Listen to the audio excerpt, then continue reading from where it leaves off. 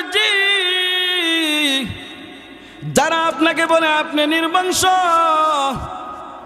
বরং আপনি নির্বংশ নয়, তারাই হলো গো নবী নির্বংশ। ও গো নবীজি, আমি আপনার নাম 24টা ঘন্টা আকাশের মধ্যে উড়বে, আপনার নাম মানুষ 24টা ঘন্টা জপবে। আমার ভাইয়েরা গভীর মনোযোগ দিয়ে শুনেন, ঢাকার মুয়াজ্জিনদের নবীর নাম কেমনে আকাশের মধ্যে উড়বে, মানুষের মুখে কেমনে জপবে। আমার ভাইয়েরা, এই জন্য আল্লাহ রব্বুল আলামিন সময়ের ব্যবধান করেছে। ঢাকার মুয়াজ্জিনেরা যখন আজান দেয় তখন চট্টগ্রাম মুয়াজ্জিনদের আজান দেওয়ার সময় হয় না। চট্টগ্রাম মুয়াজ্জিনরা যখন আজান দেয় তখন রাজশাহী মানুষের আজান দেওয়ার সময় হয় না। বাংলার মুয়াজ্জিনরা যখন আজান দেয় ভারতের দিল্লির মুয়াজ্জিনদের আজান দেওয়ার সময় হয় না। ভারতের আজান দেওয়ার সময় পাকিস্তানের মুয়াজ্জিনদের আজান দেওয়ার সময় হয় না। আল্লাহ রাব্বুল আলামিন ডাক দিয়ে বলেন, ও নবীজি, আমি সময়ের ব্যবধান করিয়া দিলাম এই জন্যে আপনার নাম মানুষ, আপনার নাম 24টা ঘন্টার মধ্যে মানুষ আপনার নাম জপবে। আশহাদু আন্না মুহাম্মাদার রাসূলুল্লাহ, মানুষ আপনার নাম জপবে গো নবী। আমি আপনাকে আল খায়রুল কাসির, এই ইজ্জত এবং সম্মান আমি আপনাকে দান করলাম নবী। আমি আপনাকে এই ইজ্জত এবং সম্মান দান করছি। আমার ভাইয়েরা গভীর মনোযোগ, ইন্না আতাইনা কাল কাউসার মানে নবীকে ইজ্জত সম্মান দান করছি। তো মানুষ 24টা ঘন্টা জপে, যেহেতু মক্কার কাফেররা কইতো নবী নির্বংশ, কিন্তু নবীর নাম জপে কি জপে না? জপে কি না? জপে। কিন্তু যারা কইতো তাদের কোনো নাম আছে? নাই। দুরূদ শরীফ পড়লে সাল্লাল্লাহু আলাইহি ওয়াসাল্লাম বলা কি ওয়াজিব হয়ে যা।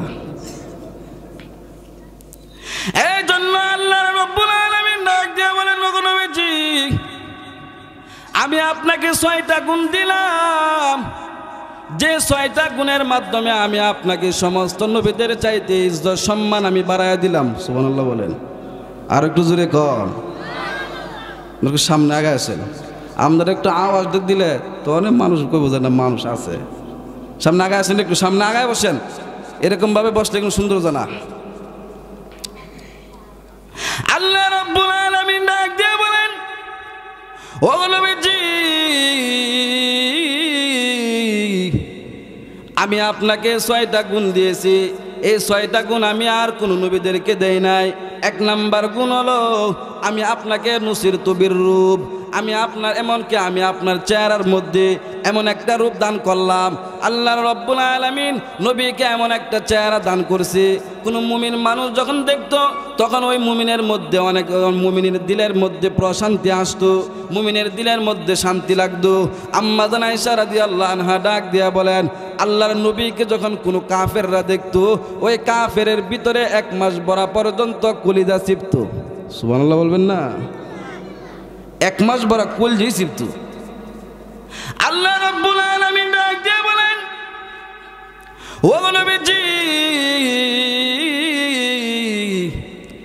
নুসিরতু বিররূপ, আমি আপনাকে এমন একটা রূপ দান করলাম।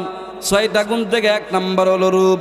আল্লাহর নবীকে এমন একটা রূপ দান করছে যে রূপ আর কোনো নবীদেরকে দেয় নাই। এই জন্য আল্লাহর নবীর কাছে এক মহিলা এসে বলতেছেন, ওগো নবীজি, আপনার চাচা আবু জাহেলের কাছে আমি কিছু টাকা পাবো, এই টাকাগুলো আপনি কি আবু জাহেলের কাছ থেকে আমাকে নিয়ে দিতে পারবেননি? নবীর কাছে আয়েশা মহিলা অভিযোগ দেয়। তো কেউ যদি কারোর কাছে টাকা পা, আরেকজন মানুষ যদি ওই ব্যক্তির কাছ থেকে টাকা উদ্ধার করতে চায়, তাহলে তার 2টা গুণ লাগে।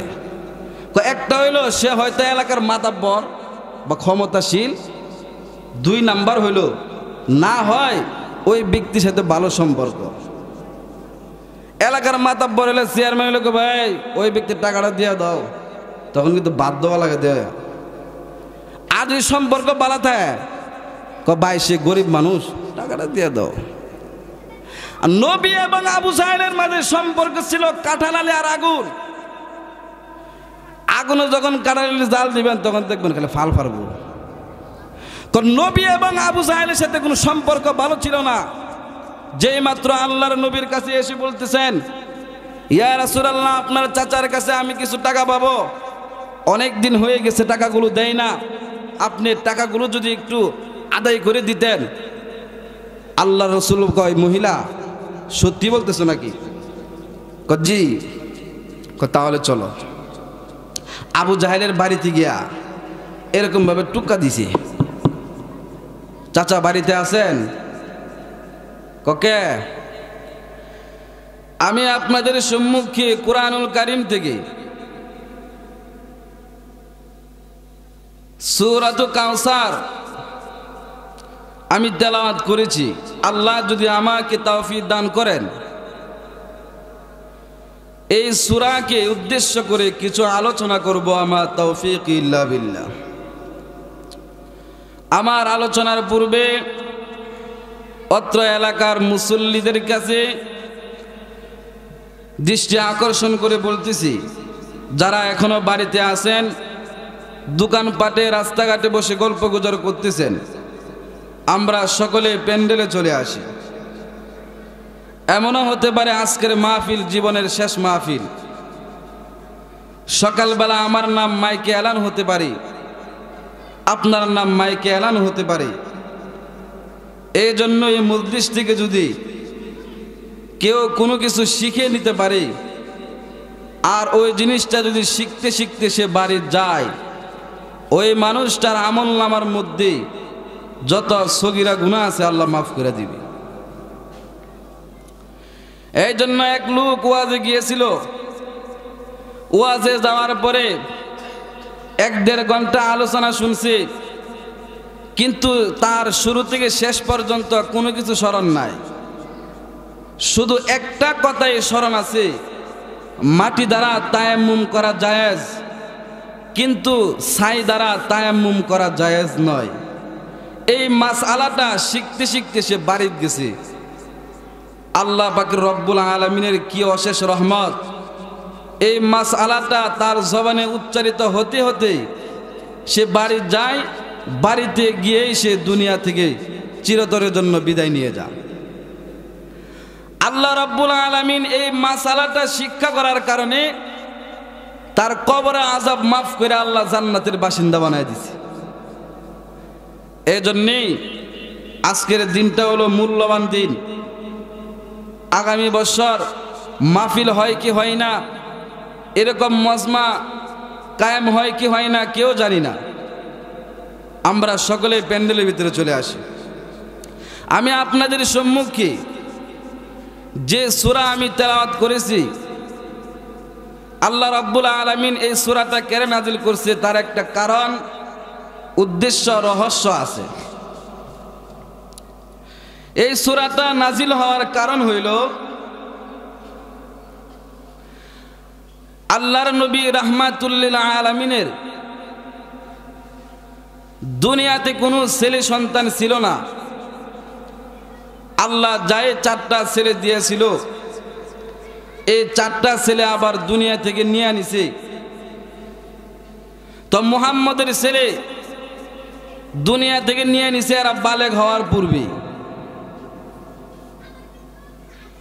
তো রাসূল সাল্লাল্লাহু আলাইহি ওয়াসাল্লামের ছেলে সন্তান দুনিয়াতে না থাকার কারণে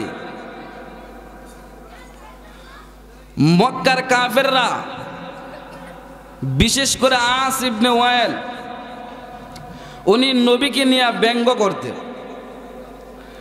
আর মুহাম্মদের নাম যখন কোনো মজলিস, কোনো দরবারে যখন উপস্থিত স্মরণ করত, তখন কইতো না, এই ব্যক্তির নাম স্মরণ করো না, এই ব্যক্তির কোনো ছেলে সন্তান নাই, সে নির্বংশ, তার কোনো বংশ নাই, তো তার নাম কেন স্মরণ করো? এইভাবে তারা দোকানপাটে, রাস্তাঘাটে, বিভিন্ন মজমায় তারা এই সমস্ত কথাবার্তা বলতেন। তো রাহমাতুল লিল আলামিনকে যখন তারা এই সমস্ত কথাবার্তা বলতেন, রসুলের মনটা এক পর্যায়ে, রসুলের মনের মধ্যে আঘাত লেগে গেছে। আর সমাজের মধ্যে দেখবেন কিছু কিছু লোকেরা কয় ছেলে সন্তান হলো প্রদীপ, মেয়ে সন্তান যদি হয়, ছেলে সন্তান যদি না থাকে, তাহলে ওই মানুষটা নির্বংশ, তার কোনো বংশ বিস্তার নাই। তো এক পর্যায়ে তাদেরকে নিয়ে মানুষ সমালোচনা করে, তুমি এত সম্পদের মালিক, তোমার কোনো ছেলে সন্তান নাই, এই ছেলে সন্তান যেহেতু নাই, তোমার এই ধন সম্পদ কেরাবো করব। এইভাবে পুরুষদেরকে মানুষ বিভিন্ন রকমের কথা কয়া মানুষের মনের মধ্যে অশান্তি জুগায়া দেয়। কিছু কিছু মহিলা দেখবেন যে সমস্ত মেয়েদের শুধু মেয়ে সন্তান জন্ম দেয়, ছেলে সন্তান জন্ম দেয় না, এই কারণে মানুষ এদেরকে কয়টা আতকুরা, কয়টা শুধু খালি মেয়ে জন্ম দেয়, ছেলে সন্তান জন্ম দেয় না।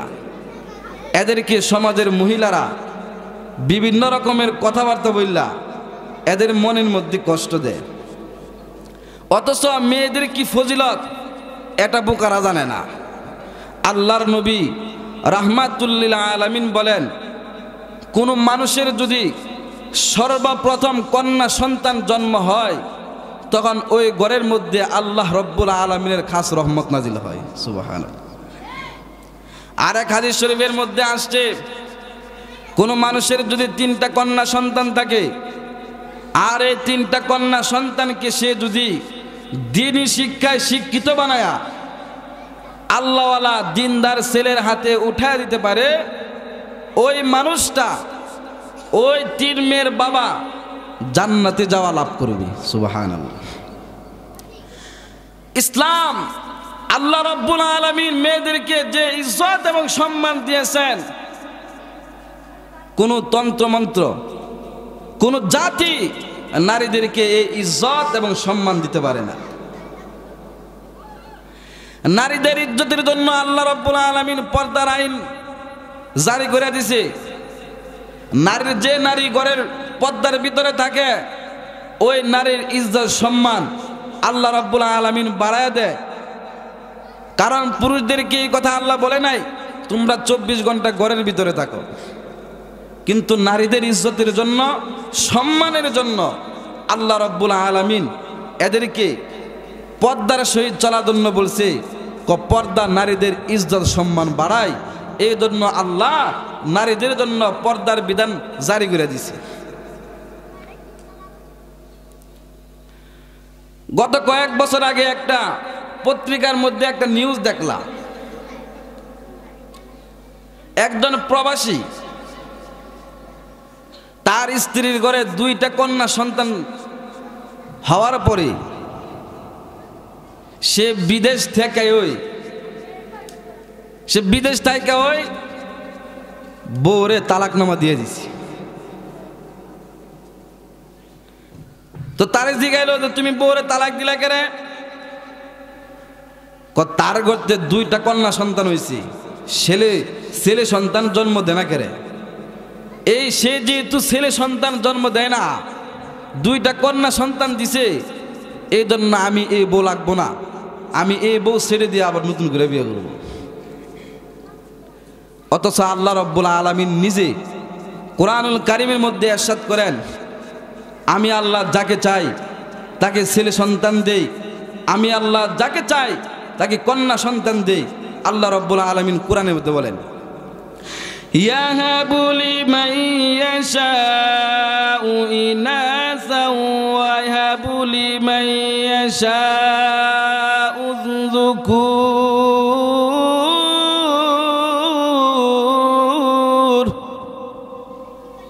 আল্লাহ রাব্বুল আলামিন বলেন, আমি আল্লাহ যাকে চাই তাকে ছেলে সন্তান দেই, যাকে চাই আমি তাকে কন্যা সন্তান দেই।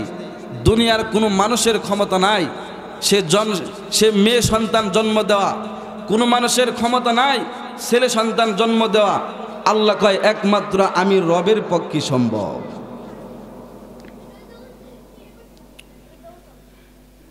এই জন্য যারা মেয়ে হওয়ার কারণে ঘৃণা করে এরা কপাল পুরা। এই জন্য বেলাবার মসজিদের খতিব সাহেব মুফতি খলিলুর রহমান সাহেব উনি বলেন, একটা মানুষ যখন বিয়ে করার আগে থেকে তার 2 হাত, সে যখন বিবাহ করে তখন হয় তার 4 হাত, যখন একটা মেয়ে হয় তখন হয় 6 হাত, যখন আরেকটা মেয়ে হয় তখন হয় 8 হাত, যখন আরেকটা মেয়ে হয় তখন হয় 10 হাত। এই জন্য এক ব্যক্তির 10টা কন্যা সন্তান হয়েছে। 10 নাম্বার মেয়েটা হওয়ার পরে সে গুরু যুবকেরা এলাকার মানুষদেরকে খাওয়াইছে। তো তারে জিগা কি ব্যাপার, মানুষের দিয়ে মেয়ে হইলে বিরক্ত বোধ করে, আর আপনি দেয়া যা 10 নাম্বার 10টা মেয়ে হয়েছে, তারপর আপনি খুশি আলহামদুলিল্লাহ কোন কারণটা কি? সে তখন বলে, হুজুর আগে ছিল 2 হাত, পরে হয়েছে 4 হাত, এখন হইতে হইতে আমার 10 কন্যা, 10 মেয়ের 20 হাত, 20টা হাত যদি আল্লাহ পাকের কাছে যদি চাই, আল্লাহ যে কোনো একটা হাত তো কবুল করবে। আমার মেয়ে হওয়ার পরে দেখা যায় আমার সংসারের মধ্যে আর বরকত বাড়তেছে। সুবহানাল্লাহ বলেন। এই জন্য মেয়ে সন্তান হইলে মানুষদেরকে নির্বংশ বলা যাবে না, নিন্দা করা যাবে না, ঘৃণা করা যাবে না। একবেলা বউরে খালি মারে, তার 3টা কন্যা সন্তান হয়েছে। 3টা কন্যা সন্তান হওয়ার পরে সে এক পর্যায়ে কয়, আমি বউ রাখবো না, আমি এটা বিদায় করে দেন। সে যখন বলছে বিদায় করে দিব, তখন এলাকার মাতাব্বরদেরকে নিয়ে একটা বৈঠকও বইছি। তো বৈঠকে বসার পরে এলাকার মানুষ কয়, ছেলে সন্তান দিবার মালিক আল্লাহ, মেয়ে সন্তান আল্লাহই দেয়, এটা তো তুমি আর আমি বানাবার মতন না। তো যেহেতু বিবাহ করছ, অপেক্ষা করো, আল্লাহ হয়তো দিতে পারে। তো মানুষ বুঝে শোনায় দিয়া গেছে। দেখা যা পরবর্তী ঘর সংসার করছি, করার পরে 5টা মেয়ে হয়েছি। 5টা মেয়ে হওয়ার পরে তার মনটা বেজার, মনটা আর খুশি না। এখন দেখা যা সে কয় আমি বউ রাখবই না। তো এলাকার মানুষ কইতেছে, তো আরেকটা সন্তান নিয়ে দেখো, আল্লাহ হইতে পারে তোমাকে ছেলে দিতে পারে। এখন দেখা যা তার 5 মেয়ের পরে 6 নাম্বার মেয়ে হয়েছে। আর এই দিক দিয়া বউকে নির্যাতন, যত ফিরা ভাড়া আছে সবকিছু বউরে দিত। 6টা কন্যা হওয়ার পরে কন্যা আর ছেলে সন্তান হবেই না। সিদ্ধান্ত নিয়ে নিয়েছি, এই বউ আমি রাখবো না, আমি তাকে বিদায় করে দেন। এই সিদ্ধান্ত নেওয়ার পরে ওই দিন রাত্রেবেলা ঘুমাইছি। ঘুমানোর পরে সে স্বপ্নে দেখতেছে 2 জন ব্যক্তি তাকে শেষরায়া নিয়ে যাচ্ছে। সে হঠাৎ করে তাকায় দেখে জাহান্নামের 7টি মুখ তার দিকে হাঁ করে তাকায় রয়েছে। তার আর বুঝতে বাকি নাই।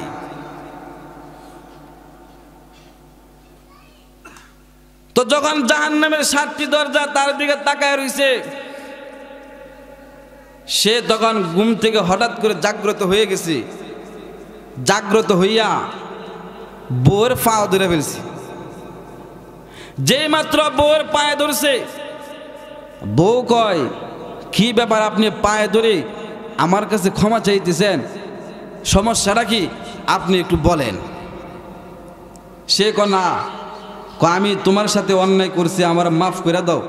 যতক্ষণ না পর্যন্ত মাফ না করবা, ততক্ষণ না পর্যন্ত আমি তোমার পা ছাড়ব না। তো মেয়েদের কিন্তু উপস্থিত জ্ঞান বেশি,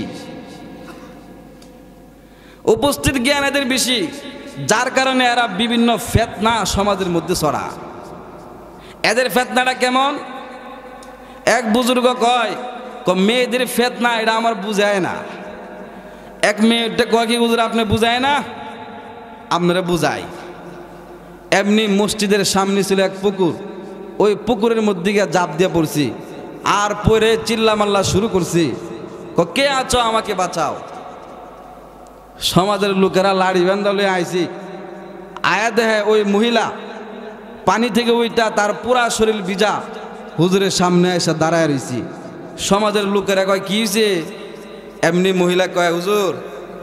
মহিলা বলতেছেন যে এই হুজুর যদি আদর না থাকতো তাহলে আমি পানির মধ্যে পড়ে মরতাম, এই হুজুর আমাকে আজকে পানি থেকে বাঁচাইছে। তখন সমাজের লোকেরা যাক, হুজুর দেয়া বালা মানুষ। এমনি মহিলা এখন বুঝছেননি মেহেরাজকে কেমন ফিতনা।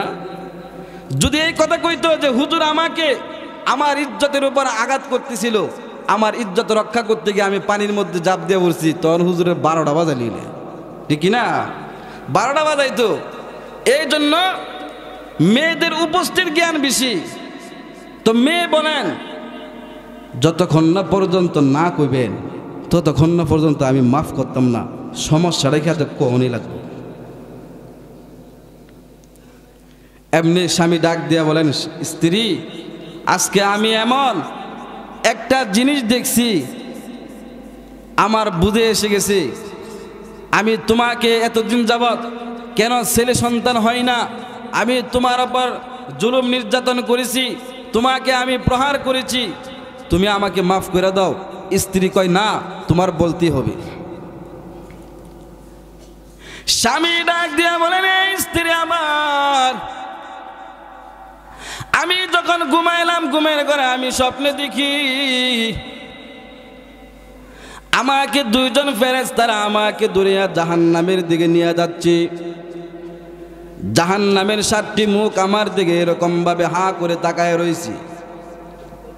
যেই মাত্র আমাকে জাহান্নামের প্রথম গেট দিয়ে নিয়ে যায়, এমন সময় আমার বড় মেয়েটা জাহান্নামের গেটের সামনে দাঁড়ায় বলি, হাকিম যেরকম ভাবে মনিবের সামনে দাঁড়ায় যায়, হাকিম যেরকম ভাবে মনিবের সামনে দাঁড়ায় যায়, আমার মেয়ে এরকম ভাবে জাহান্নামের গেটের সামনে দাঁড়াইয়া দুই ফেরেশতাকে ডাক দিয়া বলেন, আমার আব্বাকে নিয়ে তোমরা কোথায় যাচ্ছ? এমনি ফেরেশতারা ডাক দিয়া বলেন, তোমার আব্বাকে আজকে আমরা জাহান্নামের দিকে নিয়ে যাব, তোমার আব্বাকে আমরা জাহান্নামের মধ্যে ফেলিয়ে দেব। বড় মেয়েটা ডাক দিয়া বলেন, না, যে আব্বা আমাকে দুনিয়াতে জন্ম দিয়েছি, যে আব্বা আমাকে লালন পালন করে খাওয়াইছি, যে আব্বা আমাদেরকে লালন পালন করিয়া বড় করেছি, সেই মেয়ের সামনে আমার আব্বাকে জাহান্নামের মধ্যে দিবেন, এটা আমি কোনোদিন বরদাস্ত করতে পারি না। এমনি মেয়েটা যারা শুরু করিয়া দেয়, যেই মাত্র ওই দুই ফেরেশতার সঙ্গে যারা শুরু করার পরই তখন ওই দুইজন ফেরেশতা জাহান্নামের প্রথম গেট থেকে 2 নাম্বার গেটের দিকে আসলেন। প্রথম গেট দিয়ে পরাস্ত হয়েছে। যেই মাত্র জাহান্নামের 2 নাম্বার গেট দিয়ে আসলেন, 2 নাম্বার গেট দিয়ে আসার পরে এমনি 2 নাম্বার মেয়েটা দাঁড়ায় যায়। একজন শত্রু আর একজন শত্রুর বিপক্ষে যেরকম ভাবে মোকাবেলা করার জন্য দাঁড়ায় যায়, 2 নাম্বার মেয়েটা জাহান্নামের গেটের সামনে দাঁড়াইয়া ডাক দিয়া বলেন, ফেরেশতারা রে, আমার আব্বাকে নিয়ে কোথায় যাও? এমনি ফেরেশতারা ডাক দিয়া বলেন, তোমার আব্বাকে আজকে জাহান্নামের মধ্যে নিক্ষিপ্ত করব। এমনি 2 নাম্বার মেয়ে বলেন, না, আমার আব্বাকে আমার চোখের সামনে জাহান্নামের মধ্যে নিক্ষিপ্ত করবেন, আমি মেয়ে হইয়া আমার বাবা আমার চোখের সামনে জাহান্নামের মধ্যে ফালাইবেন, এটা আমি কোনোদিন বরদাস্ত করতে পারি না, এটা আমার পক্ষে কোনোদিন সম্ভব না।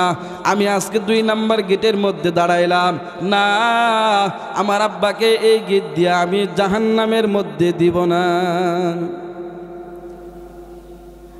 ওই 2 জন ফেরেশতা 2 নাম্বার গেট থেকে 3 নাম্বার গেটের দিকে নিয়ে যাওয়ার পরে 3 নাম্বার গেটের মধ্যে 3 নাম্বার মেয়েটা দাঁড়ায় যায়। 3 নাম্বার মেয়েটা দাঁড়াইয়া বলতেছে, আমার আব্বাকে নিয়ে কোথায় যাও? এমনি ফেরেশতারা ডাক দিয়া বলেন, তোমার আব্বাকে আজকে আমরা জাহান্নামের মধ্যে নিক্ষিপ্ত করব। এমনি 3 নাম্বার মেয়ে ডাক দিয়া বলেন, না, আমার আব্বাকে আমাদের চোখের সামনে জাহান্নামের মধ্যে ফেলাইবেন, এটা আমাদের পক্ষে কোনোদিন সম্ভব নয়, আমরা দিব না কোনোদিন। আমার সামনে আমার বাবাকে জাহান্নামের আগুনের মধ্যে ফেলাইতেন, আমি জাহান্নামের 3 নাম্বার গেটের মধ্যে দাঁড়াইলাম, আজকে আমি দাঁড়াইছি, আর আপনাদের পক্ষে কোনোদিন সম্ভব না। 2 জন ফেরেশতা তখন এই 3 নাম্বার গেট দিয়ে পরাস্ত হওয়ার পরে 4 নাম্বার গেটের মধ্যে নিয়ে গেল। স্বামী ডাক দিয়া বলেন, স্ত্রী আমার, যখন আমাকে 4 নাম্বার গেটের মধ্যে নিয়ে যায়, 4 নাম্বার গেটে নিয়ে যাওয়ার পরে আমার 4 নাম্বার মেয়েটা দাঁড়ায় যায়। 4 নাম্বার মেয়ে বাঘের মতো হুঙ্কার দিয়া বলে, আমার আব্বাকে নিয়ে কোথায় যাও? তখন ওই দুইজন ফেরেশতা বলতেছে আমি তোমার আব্বাকে জাহান্নামের মধ্যে নিক্ষিপ্ত করব। এমনি আমার 4 নাম্বার মেয়েটা ডাক দেয়া বলে না, আমার চোখের সামনে যে বাবা আমাদেরকে মাথার গাম পায়ের মধ্যে ফালাইয়া টাকা পয়সা উপার্জন করিয়া আমাদেরকে লালন পালন করেছি, ওই বাবাকে আমাদের চোখের সামনে জাহান্নামের মধ্যে ফালাইবেন, এটা আমাদের পক্ষে সম্ভব নয়। 2 হাত এরকম ভাবে জাহান্নামের গেটের সামনে দিয়া দাঁড়াইল। তখন ফেরেশতারা 4 নাম্বার গেট থেকে পরাস্ত হইয়া 5 নাম্বার গেটের মধ্যে গেল। 5 নাম্বার মেয়ে দাঁড়ায় যায়। 5 নাম্বার মেয়ে দাঁড়ায় যাওয়ার পরে 5 নাম্বার মেয়ে বাঘের মতো হুঙ্কার দেয়। 5 নাম্বার গেটের মধ্যে সম্ভব হয় নাই। তখন 6 নাম্বার গেটের দিকে যায়। 6 নাম্বার গেটে যাওয়ার পরে 6 নাম্বার মেয়েটা দাঁড়ায় গেছে। সুবহানাল্লাহ বলেন। এই জন্য ভাইরা আমার গভীর মনোযোগ দিয়ে শুনেন, আল্লাহর নবীকে যখন মক্কার কাফেররা আল্লাহর নবীর ছেলে সন্তান দুনিয়াতে না থাকার কারণে, মেয়ে সন্তান হওয়ার কারণে আল্লাহর নবীকে মক্কার কাফেররা বিভিন্ন মজমার মধ্যে রাস্তাঘাটে দোকানপাটে বসিয়া আল্লাহর নবীকে বলতো এই নবী নির্বংশ নবী, ওনার নাম আমাদের মুখের মধ্যে উচ্চারণ করা যাবে না, এই নবীর নাম কোনো মজলিসের মধ্যে নেওয়া যাবে না, ওই নবীর নাম কোথাও স্মরণ করা যাবে না। আল্লাহর নবীকে এরকমভাবে গালমন্দ করার কারণে আল্লাহর নবীর মনের মধ্যে কষ্ট লাগিয়া গেছে। আল্লাহ রাব্বুল আলামিন ডাক দিয়া বলেন, নবী আমার আপনি কষ্ট নিবেন না, আমি আপনাকে দুনিয়াতে আপনাকে অধিক পরিমাণে ইজ্জত এবং সম্মান দান করলাম। আপনাকে তারা বলে আপনি নির্বংশ, ওগো নবীজি আপনি নির্বংশ নয়, যারা আপনাকে বলে আপনি নির্বংশ বরং তারাই নির্বংশ। হে নবী, যারা আপনাকে নির্বংশ বলে আপনি তো নির্বংশ নয়, বরং তারাই হলো নির্বংশ। ইন্না আ'তাইনাকাল কাউসার ফাসাল্লি লিরাব্বিকা ওয়ানহার ইন্না শানিআকা হুয়াল আবতার। নবী আমি আপনাকে ইন্না আ'তাইনা কাল কাউসার, আমি আপনাকে অধিক পরিমাণে কল্যাণ দান করছি। আল খয়রুল কাসির, কাউসার দান করা মানে আল খয়রুল কাসির, অধিক পরিমাণে কল্যাণ আমি আপনাকে দান করছি।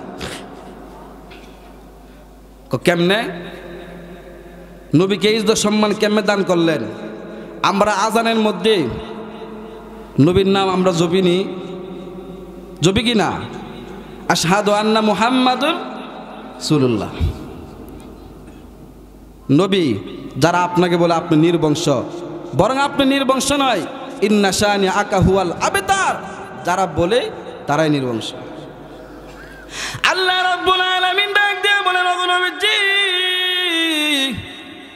যারা আপনাকে বলে আপনি নির্বংশ বরং আপনি নির্বংশ নয়, তারাই হলো গো নবী নির্বংশ। ওগো নবীজি আমি আপনার নাম 24টা ঘন্টা আকাশের মধ্যে উড়বে, আপনার নাম মানুষ 24টা ঘন্টা জপবে। আমার ভাইয়েরা গভীর মনোযোগ দিয়ে শুনেন, ঢাকার মুয়াজ্জিনদের নবীর নাম কেমনে আকাশের মধ্যে উড়বে, মানুষের মুখে কেমনে জপবে? আমার ভাইয়েরা এই জন্য আল্লাহ রব্বুল আলামিন সময়ের ব্যবধান করেছে। ঢাকার মুয়াজ্জিনেরা যখন আজান দেয় তখন চট্টগ্রাম মুয়াজ্জিনদের আজান দেওয়ার সময় হয় না। চট্টগ্রাম মুয়াজ্জিনরা যখন আজান দেয় তখন রাজশাহী মানুষের আজান দেওয়ার সময় হয় না। বাংলার মুয়াজ্জিনরা যখন আজান দেয় ভারতের দিল্লির মুয়াজ্জিনদের আজান দেওয়ার সময় হয় না। ভারতের আজান দেওয়ার সময় পাকিস্তানের মুয়াজ্জিনদের আজান দেওয়ার সময় হয় না। আল্লাহ রাব্বুল আলামিন ডাক দিয়ে বলেন, ওগো নবীজি আমি সময়ের ব্যবধান করিয়া দিলাম, এই জন্যে আপনার নাম 24টা ঘন্টার মধ্যে মানুষ আপনার নাম জপবে। আশহাদু আন্না মুহাম্মাদার রাসূলুল্লাহ, মানুষ আপনার নাম জপবে গো নবী। আমি আপনাকে আল খয়রুল কাসির, এই ইজ্জত এবং সম্মান আমি আপনাকে দান করলাম নবী। আমি আপনাকে এই ইজ্জত এবং সম্মান দান করছি। আমার ভাইয়েরা গভীর মনোযোগ, ইন্না আ'তাইনাকাল কাউসার মানে নবীকে ইজ্জত সম্মান দান করছি। তো মানুষ 24টা ঘন্টা জপে, যেহেতু মক্কার কাফেররা কইতো নবী নির্বংশ, কিন্তু নবীর নাম জপে কি জপে না? জপে কি না? জপে। কিন্তু যারা কইতো তাদের কোনো নাম আছে নাই। দুরূদ শরীফ পড়লে সাল্লাল্লাহু আলাইহি ওয়াসাল্লাম বলা কি ওয়াজিব হয়ে যা। এই জন্য আল্লাহ রাব্বুল আলামিন ডাক দিয়ে বলেন, ওগো নবীজি আমি আপনাকে 6টা গুণ দিলাম, যে 6টা গুণের মাধ্যমে আমি আপনাকে সমস্ত নবীদের চাইতে ইজ্জত সম্মান আমি বাড়ায় দিলাম। সুবহানাল্লাহ বলেন। আর একটু জোরে কর, সামনে আগে আসেন। আমাদের একটু আওয়াজ দিলে তো অনেক মানুষ কই বোঝে না মানুষ আছে। সামনে আগে আসেন, একটু সামনে আগায় বসেন, এরকম ভাবে বসলে কোনো সুন্দর জানা। আল্লাহ রাব্বুল আলামিন ডাক দিয়ে বলেন, ও নবীজি আমি আপনাকে 6টা গুণ দিয়েছি, এই 6টা গুণ আমি আর কোন নবীদেরকে দেই নাই। 1 নাম্বার গুণ হলো আমি আপনাকে নুসিরতু বিররূপ, আমি আপনার এমনকি আমি আপনার চেহারার মধ্যে এমন একটা রূপ দান করলাম। আল্লাহ রাব্বুল আলামিন নবীকে এমন একটা চেহারা দান করছে, কোনো মুমিন মানুষ যখন দেখতো তখন ওই মুমিনের মধ্যে অনেক মুমিনের দিলের মধ্যে প্রশান্তি আসতো, মুমিনের দিলের মধ্যে শান্তি লাগতো। আম্মা জান আয়েশা রাদিয়াল্লাহু আনহা ডাক দিয়া বলেন, আল্লাহর নবীকে যখন কোনো কাফেররা দেখতো ওই কাফেরের ভিতরে 1 মাস বরা পর্যন্ত কলিজা চিপতো। সুবহানাল্লাহ বলবেন না? 1 মাস বরা কলিজা চিপতো। আল্লাহ রাব্বুল আলামিন ডাক দিয়ে বলেন, ও নবীজি নুসিরতু বিররূপ, আমি আপনাকে এমন একটা রূপ দান করলাম। 6টা গুণ থেকে 1 নাম্বার হলো রূপ। আল্লাহর নবীকে এমন একটা রূপ দান করছে যে রূপ আর কোনো নবীদেরকে দেয় নাই। এই জন্য আল্লাহর নবীর কাছে এক মহিলা এসে বলতেছেন, ওগো নবীজি আপনার চাচা আবু জাহেলের কাছে আমি কিছু টাকা পাবো, এই টাকাগুলো আপনি কি আবু জাহেলের কাছ থেকে আমাকে নিয়ে দিতে পারবেননি? নবীর কাছে আয়েশা মহিলা অভিযোগ দেয়। তো কেউ যদি কারোর কাছে টাকা পা, আরেকজন মানুষ যদি ওই ব্যক্তির কাছ থেকে টাকা উদ্ধার করতে চায় তাহলে তার 2টা গুণ লাগে। একটা হইল সে হয়তো এলাকার মাতাব্বর বা ক্ষমতাশীল, 2 নাম্বার হইল না হয় ওই ব্যক্তির সাথে ভালো সম্পর্ক। এলাকার মাতাব্বর হলে চেয়ারম্যান হইলে ভাই ওই ব্যক্তির টাকাটা দিয়ে দাও, তখন কিন্তু বাধ্য হওয়া লাগে দেয়। আর যদি সম্পর্ক ভালো থাকে ভাই সে গরিব মানুষ টাকাটা দিয়ে দাও। নবী এবং আবু জাহেলের মাঝে সম্পর্ক ছিল কাঁঠালালি আর আগুন। আগুনে যখন কাঁঠালালি জাল দিবেন তখন দেখবেন খালি ফাল ফারবো। নবী এবং আবু জাহেলের সাথে কোনো সম্পর্ক ভালো ছিল না। যেই মাত্র আল্লাহর নবীর কাছে এসে বলতেছেন, ইয়া রাসূলুল্লাহ আপনার চাচার কাছে আমি কিছু টাকা পাবো, অনেক দিন হয়ে গেছে টাকাগুলো দেয় না, আপনি টাকাগুলো যদি একটু আদায় করে দিতেন। আল্লাহ রাসূল কয়, মহিলা সত্যি বলতেছো নাকি? জি। তাহলে চলো। আবু জাহেলের বাড়িতে গিয়া এরকম ভাবে টুকা দিছে, চাচা বাড়িতে আছেন? কে? আমি আপনার ভাতিজা মুহাম্মদ। সুবহানাল্লাহ বলেন। যেই মাত্র নবীর নাম শুনছে, শুনতে দেরি হয়েছে, ঘরের দরজা খুলতে দেরি হয় নাই। সুবহানাল্লাহ বলবেন না? আল্লাহর নবীর নাম শোনার পরে সাথে সাথে ঘর থেকে বের হয়ে বলতেছেন, ভাতিজা কেরে আসছো বলো। আল্লাহর নবী কয়, চাচা এই যে মহিলাটা দেখতেছেন সে কি আপনার কাছে টাকা পাবে? হ্যাঁ টাকা পাবে, এই মুহূর্তে দিয়ে দেন। সুবহানাল্লাহ বলেন। আর একটু জোরে কন। নবী বলতে দেরি হয়েছে, ঘর থেকে টাকা এনে দিতে দেরি হয় নাই। নবী টাকা আদায় করে মহিলার তার বাড়ি চলে গেলেন। মুহাম্মদ তার বাড়িতে চলে আসলেন। কিছু নেতা ভেতরে দেখবেন আমরা সমাজে কিন্তু কিছু নেতাদের কিছু সাইন্সা আছে, কিছু ধনী মানুষ হইলে হেল কিছু পিয়াজ বডিগার্ড ঘুরে। তা আবু জাহেলের কিন্তু কিছু বডিগার্ড আছে। তো বডিগার্ডটা কয়, উস্তাদ আপনি দিয়ে আমাদের সামনে ভাষণ দেন, মুহাম্মদকে যদি পান তাহলে 12টা বাজাইবেন, জীবনের লাগি শেষ করে নেবেন। আজকে যদি মুহাম্মদ আপনার বাড়িতে আসছে আপনি যদি কিছু করতে পারছেন না। এমনি আবু জাহেল কয়, শুন রে আমি যা দেখছি তা যদি তোরা দেখতি তাহলে তোরা দৌড়ে পালাইতি। সুবহানাল্লাহ বলেন। তাফসীরের মধ্যে উল্লেখ করছি, যেই মাত্র আল্লাহর নবী আবু জাহেলের ঘরের দরজার সামনে আসছে, আসার পরে এমনি আবু জাহেল দেখতেছে যে এমন একটা সাপ, তার এক টুট আসমানে আর এক টুট জমিনে, আর জিব্বা নাড়ায় বলতেছে, এই টাকাটা তাড়াতাড়ি দিয়া দে, না হয় কিন্তু গিলালামু, তাড়াতাড়ি দিয়া দে। আবু জাহেল কয়, মুহাম্মদের এক পাশে সাপ, আমাকে জিব্বা নাড়ায় বলতেছে তাড়াতাড়ি টাকা দিয়ে দেওয়ার জন্যে, আর না হয় আমাকে গিলে ফেলবি, এটা দেখে তো আমার কামসাচ্ছি, এই জন্য আমি তাড়াতাড়ি টাকা দিয়ে দিলাম। সুবহানাল্লাহ বলেন। এই জন্য ডাক দিয়া বলেন, পৃথিবীর মানুষ আল্লাহর নবীকে যখন মক্কার কাফেররা যখন দেখতো, মক্কার কাফেররা দেখার পরে ওই কাফেরদের ভিতরে 1 মাস বরা পর্যন্ত কলিজা চিপ্ত।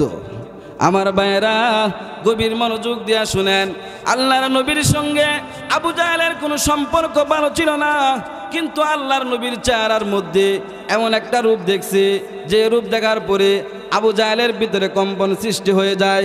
2 নাম্বার কথা বলে, হে আমার খাদেমেরা, আমি মুহাম্মদের চেহারার মধ্যে এমন একটা রূপ আমি দেখছি, যে রূপ দেখার পরে আমার ভিতরে কম্পন সৃষ্টি হয়ে গেছে। সুবহানাল্লাহ বলবেন না?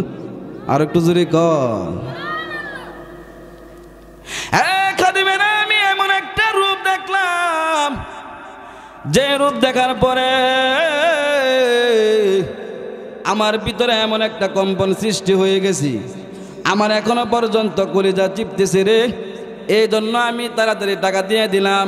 আল্লাহ রাব্বুল আলামিন ডাক দিয়ে বলেন, নবী, আমি আপনাকে নুসির তুবির রূপ, আমি আপনাকে এমন একটা রূপ দিয়ে দিলাম, যে রূপ আমি আর অন্য কোনো নবীদেরকে দেই নাই। এই রূপের মাধ্যমে আল্লাহ নবীকে সম্মান বাড়িয়ে দিয়েছেন। 2 নাম্বার হলো, আমাদের নবীকে এত পরিমাণে উম্মত দিয়েছেন, যে উম্মত অন্য কোনো নবীদেরকে দেয় নাই। সুবহানাল্লাহ বলেন। আল্লাহর নবী, মেশকাতের হাদিস, আব্দুল্লাহ ইবনে আব্বাস রাদিয়াল্লাহু আনহু থেকে বর্ণিত, আল্লাহর নবী ঘুমের ঘরে একদিন স্বপ্নে দেখতেছে, নবীর সঙ্গে নবীরা এসে সাক্ষাৎ করতেছে। তো কিছু নবী 1 জন, কিছু নবী 5 জন, কিছু নবী 3 জন উম্মত নিয়া নবীর সাথে এসে সাক্ষাৎ করতেছেন। আবার কিছু নবী পর্দায় খুতবা দেওয়া শুরু করছে। খেজুর গাছটা ছিল পাশে, ওই খেজুর গাছ মানুষের মতো কান্না করা শুরু করছে। সুবহানাল্লাহ বলেন। যেই মাত্র কান্না করা শুরু করলেন, সাহাবায়ে কেরাম আশ্চর্য হয়ে গেলেন, কি ব্যাপার, মানুষের মতন হাউমাউ করে কান্না করতে। ইবনে উমর রাদিয়াল্লাহু আনহু দেখে ওই খেজুর গাছ মানুষের মতো কান্না করে। সুবহানাল্লাহ বলেন। আর একটু জোরে কর। যেই মাত্র খেজুর গাছ কান্না করা শুরু করছে, নবী খেজুর গাছকে গিয়ে জিগায়, তুমি কেরে কান্দ? ওই খেজুর গাছ ডাক দিয়ে বলেন, নবীজি, আপনি আমাকে স্পর্শ করিয়া খুতবা দিতেন, যে মাত্র আপনি মিম্বার পেয়ে গেছেন, এখন আপনি আমাকে ভুলিয়া গেছেন গো নবী, আপনার হাতের স্পর্শ আমার গায়ে লাগে না, এই জন্য আমার মনের মধ্যে কষ্ট, আমার মনের মধ্যে দুঃখ। আল্লাহর নবী ডাক দিয়া বলেন, হে খেজুর গাছ, তোমার মনে কি আশা তুমি আমাকে বলো। এমনি খেজুর গাছ ডাক দিয়া বলেন, নবীজি গো, আমি আপনার সঙ্গে জান্নাতের মধ্যে থাকতে চাই। সুবহানাল্লাহ বলবেন না? আরো জোরে কোন সুবহানাল্লাহ বলে টিয়া লাগে। ইলেকশনের সময় দেয়া যা অমুক বাইরের চরিত্র ফুলের মতো পবিত্র, পরে দেয়া যা ফাঁস করার পরে দুর্নীতি মধ্যে অভাব নাই, ঠিক না? তো সেই সময় মিথ্যা স্লোগান দেয়া গুনার বাকি কেরন, আর এখন সুবহানাল্লাহ কইবেন, এটা মুখ দেয় না। কই দে কহিটা তো টাকা দিব নগদ, একটা মিষ্টি খাওয়াইব, আর এটার ফল তো পরে, এর লাগে আমরা এটা বুঝি না। অথচ আল্লাহর নবী বলে, একজন মানুষ যদি একবার সুবহানাল্লাহ বলে জান্নাতের মধ্যে একটা গাছ হয়, যে গাছের ছায়া একটা মোটা তেজি শক্তিশালী একটা গোড়া যদি 500 বছর দৌড়ায় তারপরে শেষ হবে না। আর একটু জোরে কন, আরো জোরে কন। এখন একটু বোঝা গেছে ইমানের পাওয়ার যে আছে। আল্লাহর নবী ডাক দিয়ে বলেন, এই খেজুর গাছ যাও, আমি তোমার সুপারিশ কবুল করিয়া নিলাম। আল্লাহর নবী রাহমাতুল লিল আলামিন ওই খেজুর গাছকে মানুষের মতন কবর করে, ওই মানুষের মতন কবর করিয়া ওই মাটির নিচে খেজুর গাছকে দাফন করবে।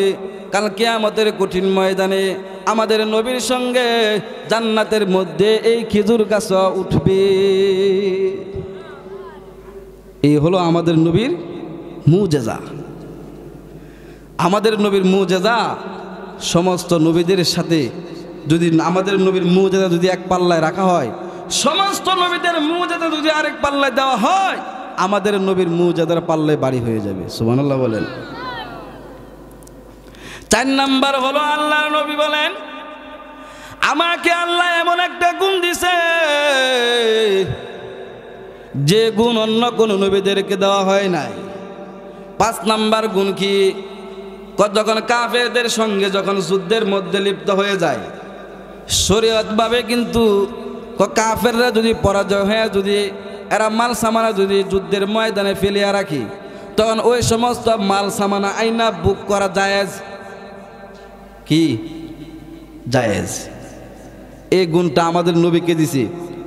কাফেরদের সঙ্গে যখন যুদ্ধ করব, এদের উপর হামলা করে এরা যখন পরাজয় হয়ে যখন বাড়িঘর ছাইরা ফালাই দেবো গা, তখন এদের মাল আত্মসুত কইরা আইনা খাওয়া আমাদের নবীর জন্য জায়েজ। তো নবীর জন্য জায়েজ হলে কি আমরা লাগে জায়েজ না? এই জন্য আল্লাহ বলেন, নবী আমি আপনাকে 5 নাম্বার গুণ দিলাম।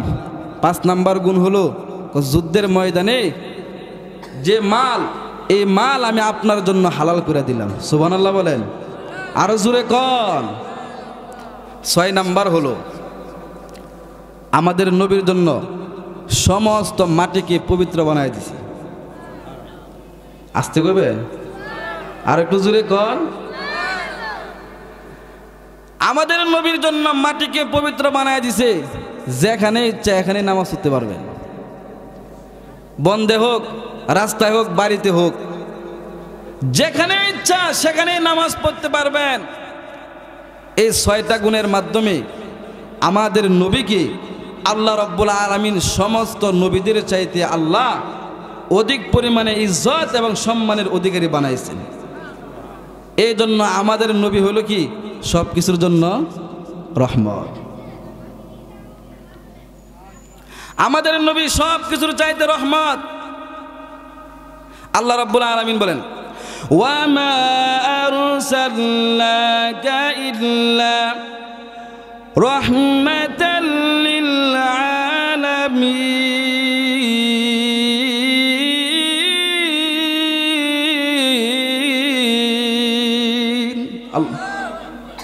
নবী আমি সব কিছুর চাইতে আপনার জন্য রহমত বানাইছি, সবার জন্য। আল্লাহর নবী যখন হিংস্র প্রাণীর কাছে যাইতেন, আল্লাহর নবীর কাছে আইসা মাথা নত হয়ে যাইতেন। সব কিছুর চাইতে আমাদের নবীকে ইজ্জত এবং সম্মান আল্লাহ দান করছেন। এই জন্য আল্লাহ রাব্বুল আলামিন বলেন, ইন্না আতাইনাকাল কাউসার আল খৈরুল কাসির। কাউসার মানে আল খৈরুল কাসির, আমি আপনাকে অধিক পরিমাণে কল্যাণ দান করলাম। কাউসার এমন একটা হাউস, যে হাউজের পানি একবার পান করলে 50,000 বছর পানি পান করুন না। আল্লাহর নবী ডাক দিয়ে বলেন, এই পৃথিবীর মানুষ, ওই হাউজে কাউসারের পানিটা এমন মিষ্টি হবে যে পানি তুমি জীবনও পান করো নাই। ওই হাউজে কাউসারের মধ্যে যখন তুমি পানি পান করবা, যে গ্লাসটা আছে এই গ্লাসটা হবে স্বর্ণের। সুবহানাল্লাহ বলবেন না? আল্লাহর নবী ডাক দিয়ে বলেন, পৃথিবীর মানুষেরা রে, আমাকে এমন একটা কাউসার দেওয়া হয়েছে যে কাউসারের মধ্যে সব কিছু হলো স্বর্ণ, মাটি পর্যন্ত হলো স্বর্ণ। এমন পানি আমাকে দেওয়া হয়েছে যে হাউজে কাউসারের পানি পান করার পরে আমার উম্মতের মধ্যে আর কোনো পানির পিপাসা লাগবে না। ওই হাউজে কাউসারের পানি দেওয়া যখন গোসল করবে, আমার উম্মত যদি জাহান্নামের মধ্যে যদি 50,000 বছর যদি জাহান্নামের মধ্যে পুড়তে পুড়তে কয়লা হয়ে যায়। কয়লা হওয়ার পরে যেই মাত্র হাউজে কাউসারের পানি তার গায়ের মধ্যে লাগবে, সে আগের মতো সৌন্দর্য হয়ে যাবে। আর একটু জোরে কর না। আমাদের নবী কি এমন একটা কাউসার দান করছেন। আল্লাহ রাব্বুল আলামিন ডাক দিয়ে বলেন, ওগো নবীজি, আমি আপনাকে কাউসার দান করলাম। আল্লাহ রাব্বুল আলামিন পরের আয়াতের মধ্যে বলেন, ফাসাল্লি লিরাব্বিকা ওয়ানহার। ওগো নবীজি, আপনি নামাজ কায়েম করেন এবং আমার জন্য কুরবানি করেন। সুবহানাল্লাহ বলেন। আল্লাহ কইছে নামাজ পড়তো, নবীর কইছে নামাজ পড়তো। তো শুধু কি নবীর লাগি নামাজ নাকি আমরার লাগিও? সবার লাগে। কিন্তু এখন দেখা যায় মুসল্লি গেছে 3 প্রকার। কত প্রকার? 3 প্রকার মুসল্লি অনেক সমাজে। এক প্রকার মুসল্লি হলে শুক্র আলী, হ্যাঁ পুরা সপ্তাহে মুসল্লি হইতো না, শুক্রবারটা হইলে দেখবেন নতুন পাঞ্জাবি টুপি টিপি লাগায়া সবার আগে বক করে সামনের কাতার, হ্যাঁ রে শুক্র আলী মুসল্লি। 2 নাম্বার হইল রমজান আলী মুসল্লি, পুরা বছর নামাজ জানা, যখন রমজান মাসটা আয়ে তখন দেখা দাঁড়িয়ে একটু লাহে, একটু রোজা টোজা রাখা বড় ভালো গেছে গা। যে মাত্র রমজান জাগা, দাঁড়িয়েও শেষ, নামাজও শেষ, সব শেষ। এটারে বলা হয় রমজান আলী মুসল্লি। 3 নাম্বার হলো কদর আলী। কিছু মুসল্লি দেখবেন হ্যাঁ পুরা রমজান রোজা হলায় না, তার হবে পড়ে না, ইবাদত করবো দূরের কথা, খা আর ঘুমা বলদের মতো। যখন সবে কদর টাই তখন মিষ্টি টিষ্টি মোমবাতি আগরবাতি দিয়ে মসজিদে যা, মসজিদে নিয়ে গিয়া লম্বা করে কে হুজুর একটু দোয়া করেন। আর যদি একটু শিল্পপতি হয় তখন দেখা যায় যত প্রকারের মাতাব্বরি আছে সব শুরু করে দেয়, মানে বুঝাইতেছে আমি এত মসজিদে আইছি। এইটারা কয় কদর আলী মুসল্লি। এই জন্য আমরা তো 3 প্রকার মুসল্লি গেছি গা। 3 প্রকার মুসল্লি হইলে চলবে না, রীতিমতো মুসল্লি হইতে হবে। তাহলে আল্লাহ পাকের দিদার লাভ করা যাবে, আল্লাহ পাকের নৈকট্য হাসিল করা যাবে। আল্লাহ পাকের দিদার হাসিল করতে হলে নামাজ পড়তে হবে। এই নামাজের মাধ্যমে বান্দা আল্লাহর কাছ থেকে সাহায্য আনে। এই নামাজের মাধ্যমে বান্দা আল্লাহর সঙ্গে কথা কয়। সুবহানাল্লাহ বলেন। আপনি যখন নামাজের মধ্যে দাঁড়ায় যখন তেলাওয়াত করেন, আলহামদুলিল্লাহি রাব্বিল